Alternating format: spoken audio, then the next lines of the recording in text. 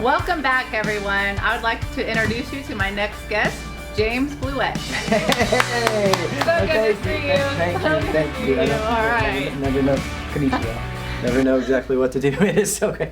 Thank you, everybody. All oh right. Man, the crowd. They're just so loud they're today. They're amazing. They really built you up. So how have you been? Tell me. What's new? Actually, this is the Extraordinary Couples podcast. Yes. A great right. intro, though. You did a great intro. Thank you. So this is our third studio now. We got a brand new studio again here, and so we're back in. Very exciting. A new director back there. Chad, say hi. Hi. There we go. And we might have a special guest or a half, at some point in the whole thing. So it'll be kind of cool. So here we go. Extraordinary Couples Podcast. If you've never seen our podcast before, the idea is not that we are extraordinary, but it's that God is extraordinary. That's right. Because God's extraordinary works through us, and you can be extraordinary. Thus, as a couple, we are an extraordinary couple, right? Yes. Because of God working through us. So we start out every podcast with one very important question. What has God been teaching you lately? So Heather, why don't you jump right in and tell us? All right. I like to look at my notes so I don't forget anything good. Yeah, she's actually going to scroll Facebook while she's doing that. Pretend like she's looking at notes. So just, whatever. Happens. I've been studying the book of Haggai, or the character of Haggai, which was also a book in the Bible. Which is such a humble brag, by the way, to say that I've been studying Haggai, Not really. Everybody's it's like, only 2 chapters. John, it's not that hard. Psalms, she's like Haggai. I've actually, I've been a Christian for over 20 years, and I've never really done an in-depth study on him, ironically. So anyways, it's the book, the overview of it is when all the Jews come back from their exiles. Remember, they were kicked out of their country and the country was laid to waste, basically. So now in Haggai, however you say it. Haggis.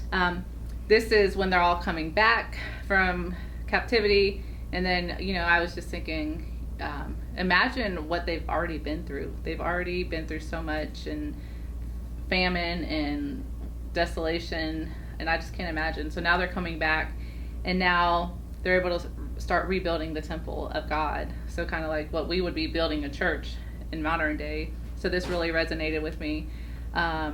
So they were starting to rebuild the temple, and then things were going good. When you start building a house or you start a new project, they start off good. And there's always something that has to happen. Nothing can ever be easy. I feel like that's just life. Something always has to go in there. So that happened to them. And they got to a point where they met opposition, and then they stopped building. It's easy to stop doing something when you meet opposition. And they became discouraged and quit. So today, and then later on in Haggai, they get encouraged to start rebuilding. But so today I just wanted to encourage you, those of you watching or listening, that whatever you're building, whether it's a church or a house, a marriage, maybe you're raising teenagers, maybe you're mending a relationship with a child or a family member, I just want to encourage you, don't quit on what you're doing, because we have a God of miracles who can do so much through the things. I imagine when the Jews were led out to captivity that they never thought they would be able to have their land back or be able to come back. So a lot of times things look like there's no hope. Yeah. But I just want to encourage you that there is hope in whatever you're facing today. So I hope that encourages you. Good word. I like it. All right, so mine, what God's been teaching me lately is my message on Sunday. So, and it's not from Haggai, it's from Elisha. Oh. Right, in 1 Kings. Is that your humble brag? It's my humble brag, Elisha, which is different than Elijah. 2 different people. However, they're very connected. In that, Elisha was working the plows, right? As the ox, looking at the ox butt every day, and God called him to something greater, to be a prophet. And the interesting part of the story is that when God called him out of his life as the plow guy, as the ox butt looker out of his everyday mundane life, what he did was he took the ox and he took the plows and he burned them to make sure there was no going back. And so that's really an interesting thing that God's been teaching me lately, is that when you step out in faith, when you do what God's called you to do, there's always going to be the draw to go back to what was before, right? So when the disciples, when Jesus called the disciples, a lot of them were fishermen, and he said, come and be fishers of men, right? And so they did that. They dropped their fishing poles, they went to go be fishers of men. But if you notice that as soon as Jesus died on the cross, where did they get found at? They were out fishing again, right? They went back to their old way of life, the old way of doing things. And I think for us, a lot of times, God's asking us to make some sort of sacrifice in our life to make sure we can't go back to the old way. right? There's going to be something that's happening, and some of us like we need it, like we need to make sure that we burn the plow. So that's what God's been teaching me. Like you can step out in faith, you can do the things that God's called you to do, and when things get difficult, like you talked about in Haggai, when things get difficult, the common and the easy thing to do is just to go back to the old way of doing things. But he's calling us to keep going forward. So we kind of connected in our things today. Like when things get difficult, keep going. Yeah. Right. So that's interesting. So like all right. So that's good. So we're in summertime now. We are. I don't know when you're going to watch this, but it's July right now for us. And in June we took a road trip. You remember that road trip? I've tried to forget the driving part of it, but yeah. So if you're in the comments, you can go ahead and tell us something that you did this summer. But that's going to be our thing. We happened to go on a road trip together because we're married, and so we drove from Florida to California and back in a van with 2 kids. And so we're gonna. But you know what? Our kids behaved better than us. Honestly, yeah, they got very along. true, We're the extraordinary couple, but we had some not so extraordinary. We had some extraordinary spats for sure. Yeah, still some extraordinary spats. Yes. Always food. We're related. still married and we still love each other. Always food related though. There's nothing that we can boil it down to that wasn't food related in our spats. So all right. So here's the question I'm gonna have. In this road trip from Florida to California, give me your high and your low of the trip. Okay. I'll do my low first. Okay. So I end on a high note. Okay, good idea. So my low was definitely being in the car for 80 million years. And, just there's nothing that could be lower than that. This was his dream to do it. So I was a good wife and I said yes. But now I'm flying everywhere. Let this be on record. My high would be, I really liked the Grand Canyon. It was awesome. And just the couple of days we were there. And just the family memories of the Grand Canyon. And I probably know what story you're going to tell on the Grand Canyon. Don't believe him. He thinks I almost killed Ethan, but I didn't. Let's just stop right there. Okay, so here's what happens, right? So there's 2 sides to a story. We're sitting, and you can tell your side. Okay. I'm going to tell the accurate side. And so we're sitting on the edge of the Grand Canyon, right? Which sounds a lot more dangerous than it really is. There's like multiple layers of ledges below us, right? Yes. But to tell the story, we're sitting on the edge of the Grand Canyon, and I'm just sitting down, like my feet are like propped up, like right over here on the edge. And my kids are right here. Heather's under a tree, like right next to us, so getting some shade. But we're just enjoying the beauty of the Grand Canyon. My son is sitting next to me, and if you guys know my son, he doesn't do things the way everybody else does them. And so he wanted to get to the other side of me. Instead of walking around me, away from like the nation's largest possible hole to fall into, he decided to step over me on the edge of the Grand Canyon. And I was looking down and didn't realize what was happening.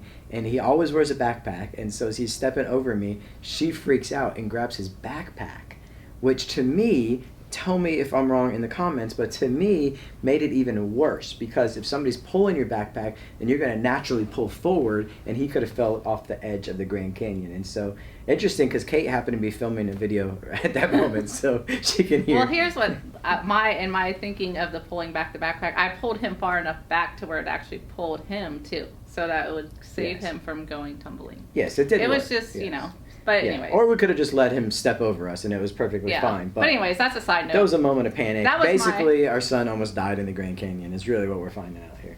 Yeah.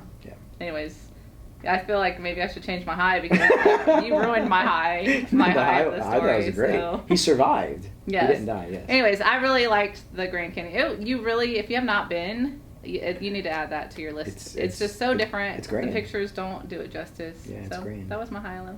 That's good. Yeah, the Grand Canyon was probably my high too because, there was a ton of lows.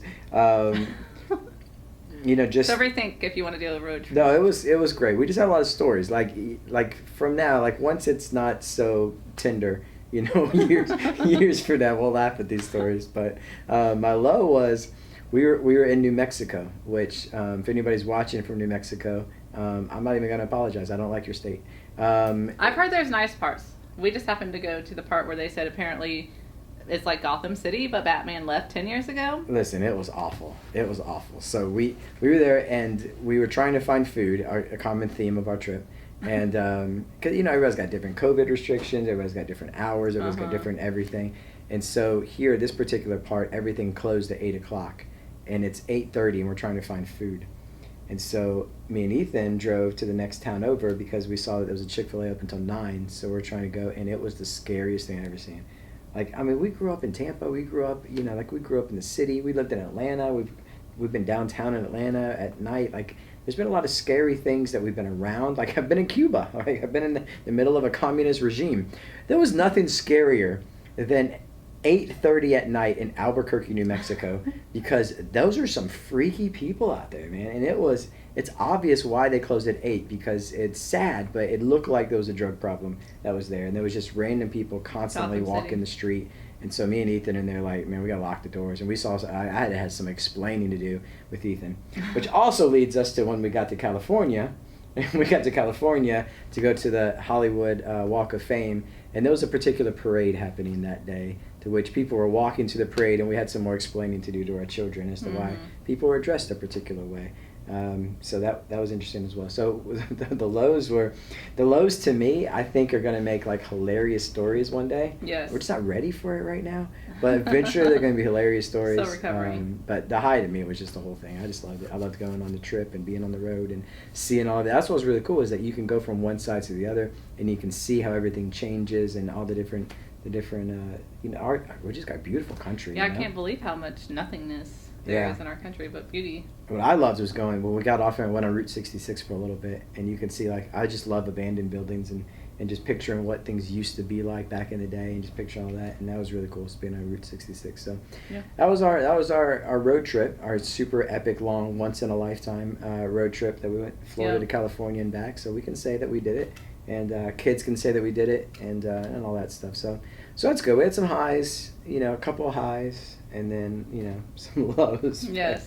But we made it, and we made it through all that. So the next thing, and the last thing that we'll talk about today in this podcast, is that we are hitting our 6-month anniversary as a church. 6 months. Really I can't exciting, believe it. right? Yeah. So It feels like it's been really short, but also very long. I don't know if that makes sense, but yeah, it's kind of like summer. You know, summer usually flies by, but it feels long some days. that's right. Yeah. So, you know, like, I became a full-time church planner August 1st, so it's almost been a year now. I've been full-time church planner, and then it was 6 months in the process of planting. So January 23rd, 1, 2, 3, we launched, and now it's about to be July 23rd. Yep. So if I do my math right, that's 6 months, right? I had a dream about our half birthday party last night. Yeah, we didn't mention that birthday party yet. We're though. having, sorry. No, go ahead, tell them. Yeah. Well, I guess since we're going to announce it. Well, anyways. We're having a half birthday party on Sunday, and we're going to have half pancakes. And I had a dream about something going wrong with the pancakes. I don't know. Interesting. I don't remember what it was, but I just remembered I had a dream about our half birthday party. So she has a lot of panic dreams, right? About things that could happen and could go wrong and all of that. So you have a dream about our pancakes not being good? Yeah, I don't know if it was bad, but I just had a dream. I just remembered. That's all right. Yeah. Mr. Bill's going to be making our pancakes, and he doesn't mess things up. That's true. I think I had a dream about like the ingredients or something. I don't remember. Yeah. So okay. Maybe it'll come back to me. So 6 months at the church, and there's so many people that we know now that we didn't know 6 months ago. Mm-hmm. Which that's what's really cool. God just keeps bringing us new people and fresh people, and it's like you know, they just become part of our family really quick. So that's really neat to me. And so I answered my own question before I asked it, but my question was going to be like, what was your favorite part in the last 6 months? And to me, like, it's been really cool just watching God work all this stuff out. And like 6 months ago, there was literally nothing. You remember our first practice service? Yeah. Oh, it was a disaster, right? Yeah. We didn't know what we were doing. We didn't know how the sound was working. We didn't know, like, I could see like doubt in the people's eyes that were on our team. You know, like they've been supportive the whole time. Yeah. And then the eyes were like, oh, are we really going to pull this thing off? So it's kind of cool to see that from like what God's done in the last 6 months. And so. But you know, I always think about when I start to doubt, like, we're not doing everything like we should. I remember like all these big churches that are doing great now, they started off somewhere, you know, like you have to start somewhere. You have to start from the bottom, basically. Yeah. So I feel like what you got. Like we, you know, I a lot of times I just want everything to be wow, perfect right now, be it like reach our peak. Mm-hmm. So I have to remember, you know, we have to start from the humble beginnings. Yeah. And I think that's what builds our character and builds our team. Like our sure. team, we can't say it enough, is amazing. And I took over your. No, it's good, but you what know, your favorite thing was. when you think about it, that's why it's good to keep in context. It's only been 6 months, like to think about like where we're at in only 6 months of what we're doing. So I think it's really cool. Mm-hmm. So what's been your favorite part the whole time? Definitely the life changes. I just think, I was talking to somebody about this today, like, what if we didn't say yes to God? And what if we didn't say yes, that these people who would have not come to somewhere that was welcoming, and, you know, we meet in a high school, so I feel like that breaks a lot of barriers. So I just have to think of, like, what if, I know God could have still worked in their lives, but I think how cool it is that we get to be a part of people saying yes to Jesus, that their marriages are being restored, that people are turning their lives around because somebody invited them to Extraordinary Church, and it's nothing we did. It's because they came and they heard the word of God, and they felt loved, and they found their family. So I think that's been my favorite part. Yeah, that's cool. That's cool. Well, speaking of half, we're going to bring in a guest. I don't know exactly where he's going to go, or so maybe he's just going to go right here in the middle of the panel. I don't know exactly what. He's sit right here. You know, Pastor Fields has been with us from the beginning as well, and so I wanted to get here. his. So round of applause, everybody, for Pastor Fields. Yay! Oh gosh. It wouldn't be an intro if I didn't come in kind of awkward, so I'm just like, yes. down. Here we Yes, go. how you doing? Hi. I'm good. How are you Pastor guys of doing? awkwardness. Yep, So here we go. we got this little plant right there to make you feel good. Yes, so tell us your favorite part in this last 6 months. I don't know. It's been a lot of favorite moments. I would say baptisms. That was really cool. Yeah, Being able to baptize somebody that we literally watch grow up in the youth group, go to our same college and all that kind of stuff, and then be able to baptize them was really special for me. And then like just the like individual kind of moments of like growth in people's lives, seeing people come to Christ, seeing kids just like rededicate their life to Christ, and so like that's been like my favorite moments of it. So Yeah, that's cool. That's cool. Yeah, and it's been awesome having you on our team. You know, This guy right here. our family. We can't imagine, like, these last 6 months we've really grown closer to people, and it's been neat to just, like, I can't imagine not knowing the people we know now that we've met in the last 6 months too. Yeah, that's really cool. So we're happy you're with us. Thank you. Couldn't have done without you. Thank you. We're an extraordinary couple, but you're extraordinary too. Thank you. Yes. Yes. So is that it? Are we? I don't know. I wrapping just up? wanted to see how awkward we can make it with Fields. So. No, it's okay. No, we're good. We're gonna wrap up. All right. So Fields, do you have anything that God's been teaching you lately? Yeah. So I'm literally making curriculum as I go. So God's been talking to me or teaching me about identity. And first and foremost, like before I'm a pastor, before I'm a son of James Fields Jr., before I am working on the same team at Extraordinary Church, like I am a son of God. And so a lot of times I have to kind of just like, for me, I can like get in times of worry or doubt and be like, God, like, well, you're calling me to do these things, but like, what if I don't get there? What am I a failure in front of man? Am I a failure to James and Heather? Like, I'm supposed to lead these students. What if I don't do it well? Like, and God kind of just brings it back down. He's saying like, you're a son first. And because you're a son, I've given you authority to do these things. I've given you everything that you need right now in the moment. And so it's just kind of been taking me back to identity, being rooted in that, and then from that, moving from purpose to action. And so like from that, I'm learning, and I'm like creating kind of curriculum and kind of going around with that for a little bit. So that's Okay. That's awesome. And thank God He works through us no matter what. You know, that's awesome. That's really good. All right, well, that's been our Extraordinary Couple podcast, and we our special guest, our half guest, and our new director, Chad. Chad, say bye. Bye. And, thank you guys for joining us. We'll see you next time for our Extraordinary Couples podcast. Remember that God is extraordinary. You are extraordinary. So be extraordinary.